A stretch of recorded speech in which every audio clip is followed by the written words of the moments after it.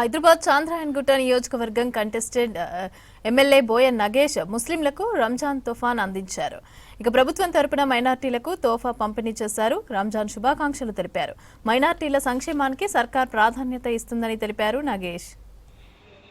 బట్టలు మనం ఏదైతే దసరా దీపావళిలో ధరిస్తామో ఆ విధంగా కుటుంబంలో కొత్త వెలుగులు చూసే విధంగా, కొత్త వెలుగులు విరజిమ్మే విధంగా ఈరోజు వారి యొక్క సహాయ సహకారంతో కాంగ్రెస్ పార్టీ అతిరథ మహారథులందరూ కూడా మైనార్టీలకు యొక్క కానుక ఇవ్వడం మంచి శుభసూచకం.